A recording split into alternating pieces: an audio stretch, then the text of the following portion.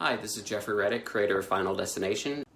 Greetings, Slashaholics. This is David Bergantino, author of the Freddy Krueger's Tales of Terror books, the Bard's Blood horror Shakespeare books. Hey guys, this is Jason Brooks, Jason Voorhees from Friday the 13th Vengeance. Hey, this is Slasher Pepper. Hey everybody, it's CJ Graham, Jason, Friday the 13th Part 6. This is William Pattison, known to Friday the 13th fans as Eric Morris. Hi, this is Deborah Voorhees from Friday the 13th Part 5. Hey folks, this is Adam Marcus, director of Jason Goes to Hell and Secret Santa.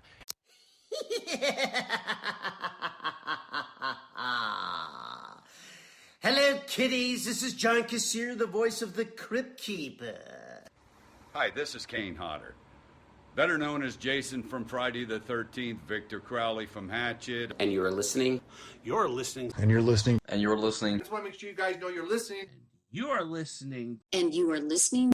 And you are lucky enough to be listening. Okay, boils and ghouls, you are listening. You are listening To the 80s Slasher Librarian. To the 80s Slasher Librarian. To the 80s Slasher Librarian. The 80s Slasher Librarian. To the 80s Slasher Librarian. To 80s Slasher Librarian. To 80s Slasher Librarian. To the 80s Slasher Librarian. To the 80s Slasher Librarian. to the 80s Slasher Librarian. Keep listening, or I'll kill you. Bloody greetings, Slashaholics. This is your friendly neighborhood 80s Slasher Librarian, letting you know about the merch store. Several different items, several different designs to choose from, any size, color that you need. You'll find it at the merch store. Give it a check. Not only will you be supporting the channel, but you'll also be walking around in slasher style. And be sure to use the promo code 10OFF at checkout for 10% off your purchase. Tonight's upload is brought to you by our patrons on the Patreon page. That's Alleyway, Bonanza Jellybean, Bree, Carl Eakin, Cecilia Spears, Allison Seib, Hawaii, Iron Alexa, Catherine McClear, Kristen K, Lauren Vaught, Liam Anderson, Michael, Ryan Woodward, Sean Campbell, and William Schaefer. Thank you all so much for supporting the channel on Patreon. And if anybody listening would like to support the channel as well, the link to the Patreon is in the description below. You can sign up for as low as $2 to $5 per month, get some great rewards like early access, post-show to the podcast, voice a character in an audiobook, free ebooks, and so much more depending on the tier that you select. Also in the description below, you'll find the link to our Facebook group page, the Twitter page for the channel, and the official subreddit of the 80s Slasher Librarian. Thank you so much for listening, and now enjoy tonight's narration.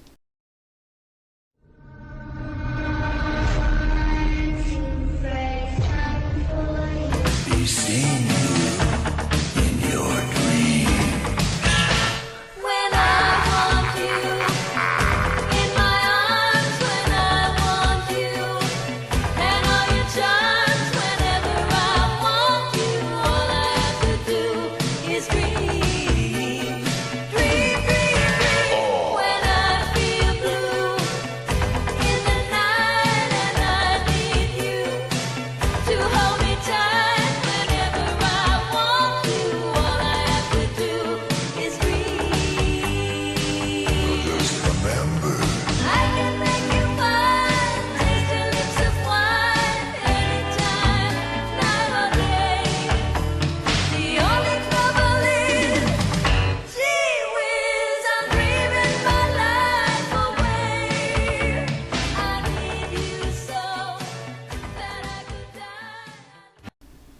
A Nightmare on Elm Street 2, Freddy's Revenge. The novelization of the movie by Jeffrey Cooper. Chapter 2. Lisa was glad she had physical education the same time as Jessie. Not that she liked the class or her teacher. Lisa did not happen to share Mrs. Dorfman's archaic notion that archery was an essential element of every girl's physical education. Standing outside in her goofy gym suit and shooting arrows at some dumb target was not Lisa's idea of a good time. But at least it gave her the opportunity to watch Jessie and the other boys play softball at the other end of the athletic field. Lisa knew that Jesse really enjoyed softball and looked forward to gym each day, but she liked to think that their friendly exchange of smiles and waves during 7th period every day meant almost as much to him as throwing that big ball around and sliding into the mud. "He make any moves yet?" Lisa turned to the girl standing next to her and shrugged. "I've only known him a few weeks," she told her friend Carrie. Sometimes it was hard to believe that she and Jesse had only met a month ago. As she looked at him now, standing at second base and staring intently at the batter, she couldn't help feeling as if she had known the boy her entire life. "Personally," said Carrie, "I think that boy needs a push start." Lisa laughed. She knew that Carrie had gone pretty far, pretty fast with a lot of guys, but that just wasn't Lisa's style. Lisa was glad that Jesse wasn't pushing for anything more physical yet. They were still getting to know each other, and for now, it was kind of nice just having him as a good friend. Lisa wondered why things always seemed to get so complicated once you started treating a boy as something more than a friend. Lisa had just slipped an arrow into her bow when she heard the crack of a ball against a bat on the other side of the field. She glanced over to home plate and saw that Ron Grady had just sent the ball flying over the pitcher's head towards second base. She looked over to where Jesse stood and saw that he had chosen that inopportune moment to smile at her and wave. "Jesse!" she cried, but it was too late. The ball grazed him on the side of the head, and Jesse tumbled to the ground.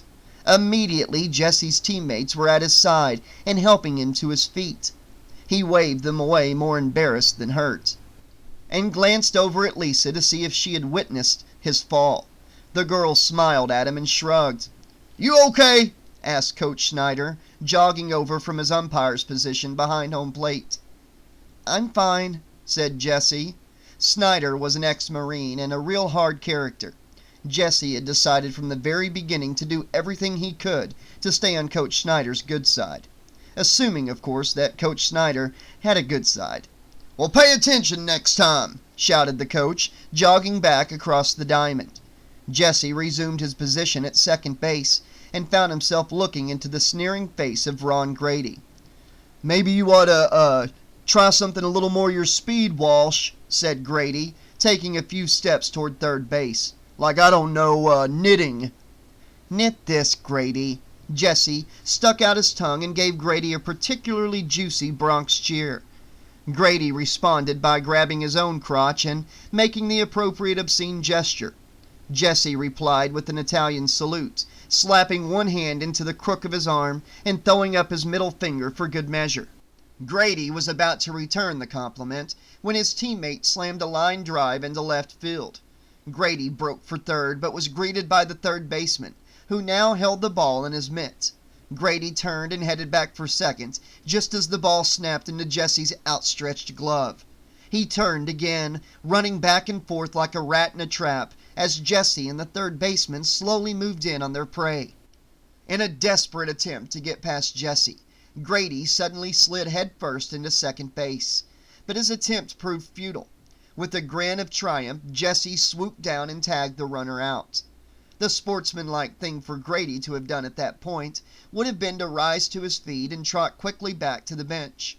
But sportsmanship had never been Ron Grady's strong suit. Instead, he pulled himself to his feet by grabbing onto Jesse's gym shorts and yanking them down to his ankles. Jesse looked down and saw himself exposed to the world in his slightly frayed jockstrap. Under different circumstances, he might have laughed it off as a prank and planned to take appropriate revenge on Grady at some future date. Knowing that Lisa and her classmates had witnessed this stunt, however, Jesse was furious. He lunged at Grady, tripping over his own shorts as he threw the larger boy to the ground and started trading punches with him. "Cute ass," said Carrie from the archery range. Lisa smiled and nodded her head. The fight did not last long. Coach Snyder quickly broke through the crowd of cheering boys to grab Jesse and Grady by their necks. "Assume the position, boys," said the ex-Marine, and Jesse knew then and there that fighting in Coach Snyder's class had been a serious mistake. An hour later, Jesse and Grady were still side by side in the center of the baseball diamond. Only now they were in the front-leaning rest position, their elbows slightly bent and their arms aching as each boy held himself up in a painful frozen push-up. "How much longer you figure he'll keep us here?" asked Jesse, his muscles twitching and his teeth clenched in pain. "Could be all night," said Grady, gasping for breath. "Guy gets his rocks off like this. I hear he hangs out in queer S&M joints downtown, likes, pretty boys like you." "Get out of here," said Jesse. He had met a lot of loudmouths like Grady over the years, and he knew that most of them just talked to hear the sound of their own voices. Still, you never knew when one of them was actually telling you the truth. But Grady was tired of talking about the coach. "So what about you and that Paletti girl?" he asked after a silence that seemed to last for hours. "What about it?" "You two got a thing going or what, man?" "She's a neighbor," Jesse said a little too quickly. He didn't like talking about Lisa to a guy like Grady. "I drive her to school." "She giving you any car fare for the ride?" Grady asked, a smirk on his face. Under different circumstances, Jesse might have answered with his fist. "You got a problem with me, Grady?" He sincerely hoped that he wasn't going to have Grady on his case for the rest of the semester. "Nah," said the other boy, looking somewhat surprised by Jesse's question.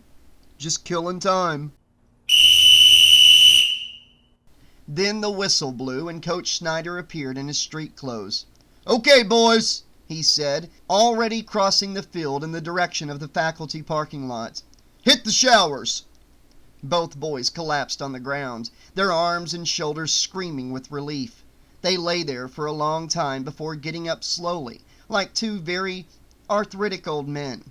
Then, their arms dangling loosely at their sides, the two boys staggered toward the locker room. If the coach's intention had been to bring the boys closer together, the severity of his punishment was not without some justification. By the time Jesse and Grady finished their showers, they were bonded together forever by a common hatred for Coach Snyder and his extreme methods of exacting discipline from his students. So," said Grady as he slipped into his shirt, "you live around here?" "Not too far," said Jesse. "My folks bought a place over on Elm Street." Grady stopped buttoning his shirt and looked up. "Elm Street?" he echoed. "You telling me you moved into that big white house with the bars on the windows?" "Yeah, why?" Grady grinned and shook his head slowly from side to side. "Shit," he said. "You can tell your old man he's a real chump." "What the hell are you talking about?" asked Jesse, his temper flaring once again. "They've only been trying to unload that dump for like 5 years," said Grady. "Some chick was locked in there by her mother and she went crazy. Seems she watched her boyfriend get butchered by some maniac in the house across the street. They say her poor drunken mama killed herself right inside your front door." Jesse stared at Grady and tried to decide how much of the story he was making up. "Oh, you're full of shit," he said at last, slamming his locker shut and walking away. Still, he couldn't help wondering about those weird bars. Jesse reached the parking lot only to find Lisa Paletti leaning against the Falcon's front fender. "You didn't have to wait," he said, although he was very glad that she did. "That's okay." Lisa smiled and shrugged her shoulders. "I wanted to." Jesse returned the girl's smile and opened the car door. For a moment he considered kissing her on her pretty mouth and telling her how glad he was to see her. Instead, he slid into the car and started the engine. "Are you okay?" she asked. Jesse looked at himself in the rearview mirror and shrugged. "I'm fine," he said, knowing that he didn't look it. An ugly bruise had appeared over his right eye where Grady's fist had landed during their brief scuffle. "Let me look at that eye," said Lisa. Jesse tilted his head back, suddenly feeling vaguely proud of his injury. "You really shouldn't be fighting with that jerk, you know." "Grady?" he said, a little surprised by the intensity of Lisa's concern. Grady's all right. He's just a hothead." Don't you mean a shithead?" said Lisa. "Right," said Jesse. But even a shithead can be right sometimes, he thought, as he gunned the engine and headed for home.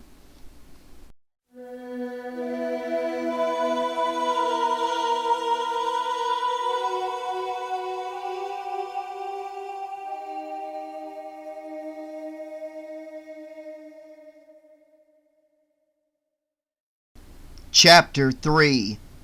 Jesse lay in bed, his eyes wide open and his brain working overtime. Not that there was really all that much to think about. Sure, there was Lisa and Grady and school and the coach and the nightmares and a dozen other things that had been on Jesse's mind all day. But there was really nothing Jesse had to think about that couldn't wait until morning. Still, Jesse found himself lying awake, thinking about all those things at once, and there didn't seem to be anything he could do to stop. Jesse had never had trouble sleeping before. In the past, just thinking about going to bed was almost enough to put him out. Now, whatever switch in his brain that was supposed to turn off at night seemed to be permanently stuck in the on position. Jesse turned from one side to the other, fluffed his pillow, and even tried sleeping with his feet propped up on the headboard. But nothing seemed to work. Jesse felt more wide awake than he had all day. Maybe it's the damned heat, he thought, throwing his cover on the floor and sitting up. The problem with the air conditioning was really starting to get seriously out of hand. The temperature in the house must have been at least 20 degrees higher than the temperature outside. And Jesse's room was the hottest of all. Jesse pulled on a pair of pants and walked down to the kitchen.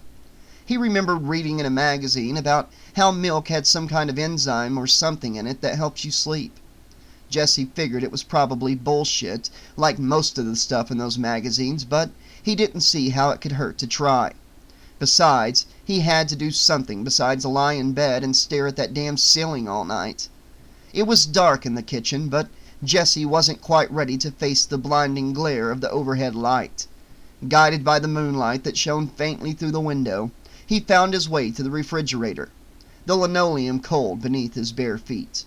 Now, the last thing anyone expects when opening the refrigerator door in the middle of the night is for something to jump out at him and land at his feet with a resounding crash.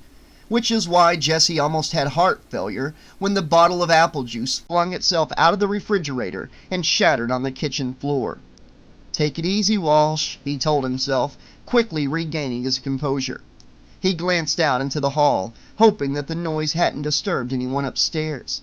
He was in no mood to have his father come downstairs and bawl him out for breaking the apple juice bottle in the middle of the night, especially when he never even touched the damn bottle. Jesse crossed the room and unrolled an absurd length of paper toweling from the roll over the sink. "All I need now is a handful of broken glass," he thought, tearing off an extra half-dozen sheets for good measure. He had just finished cleaning up when he saw the grotesque face in the kitchen window. "Shit!" he whispered, turning his head away for just a moment. When he looked back, the face was gone. One thing worse than having something jump out of your refrigerator in the middle of the night is to see a grotesque face leering in at you through your kitchen window. And one thing worse than that is having the face disappear a split second later. Jesse figured he had two choices. He could assume that his eyes were playing tricks on him and just go back to bed, or he could go outside and find out who or what was staring into his kitchen window in the middle of the night. Taking a deep breath to quiet his pounding heart, Jesse reluctantly chose the second course of action. His palms sweating, he opened the back door and stepped outside. Silence. Not even a cricket chirp to disturb the absolute quiet of the night. Jesse opened the gate and checked out the side of the house. He thought he saw something move in the shrubbery. Suddenly, he had an idea of who the intruder might be. "Grady?"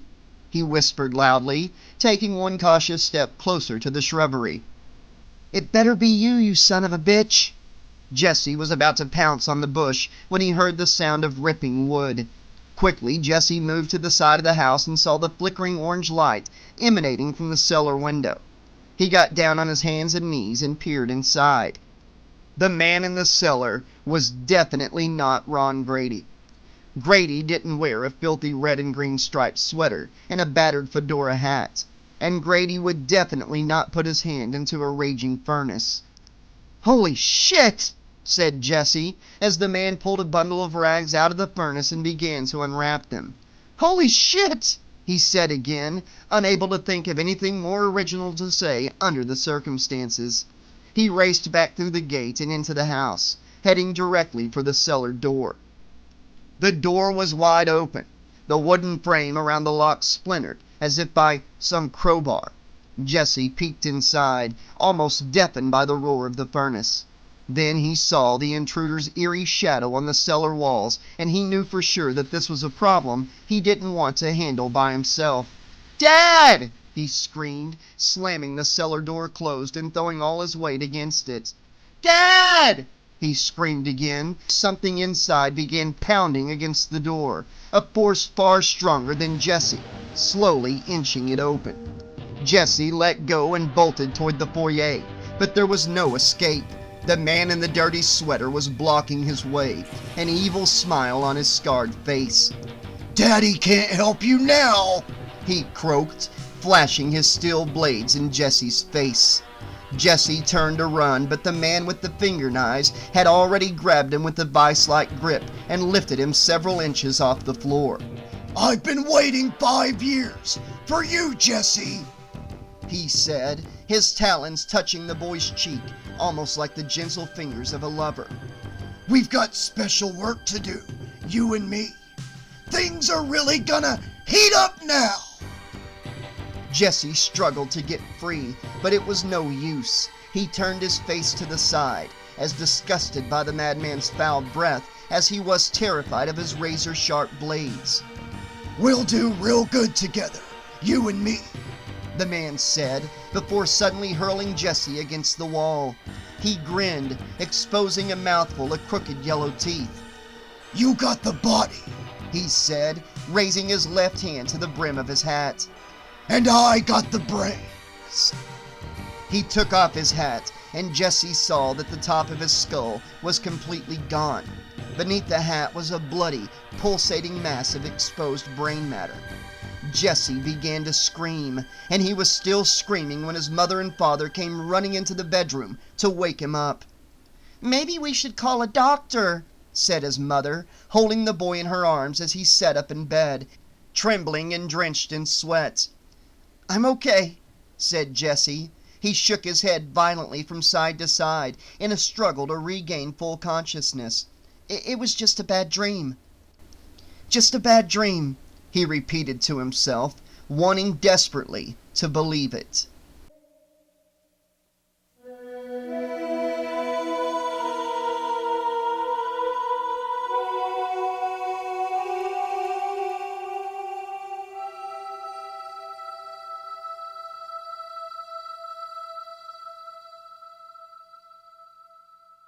Okay, Slashaholics, this has been chapters 2 and 3 of A Nightmare on Elm Street 2, Freddy's Revenge, the novelization by Jeffrey Cooper. I want to say a big thank you to Mortis Media. He gave me a shout out a couple days ago. If you've never listened to Mortis Media, you got to check him out here on YouTube. He's an amazing scary story narrator. One of the best on YouTube. Seriously, check him out. We've gained a lot of new subscribers in the past couple of days because of that. And I just wanted to let any new listeners know the way we do things here on the channel is I'll start on a slasher book. For instance, this book. The other day I put out chapter 1, and today I put out chapters 2 and 3. What I do is I put out a chapter or two here every day or so of a book until it's completed. And at the end of each upload of, a chapter or two, I'll do a little discussion about what I thought of those chapters in the book up until that point. And when I finish that book, I'll start on another one, but I'll also take the completed book and edit together an unabridged version that doesn't have my in-chapter commentary. It's just the book all together in one upload, and I'll do a little review at the end of that. That way you have an option. You can listen to it in small bites or in one big chunk.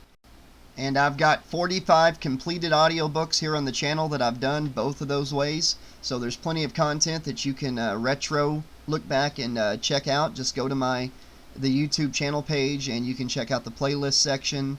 There's playlists for the unabridged books and the playlist for each individual book with the chapter uploads. Welcome to the channel. I hope you have a blast here.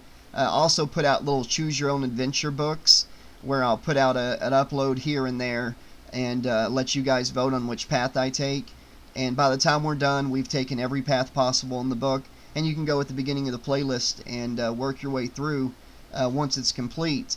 And at the end of each upload, the path choices will be on the screen for you to choose.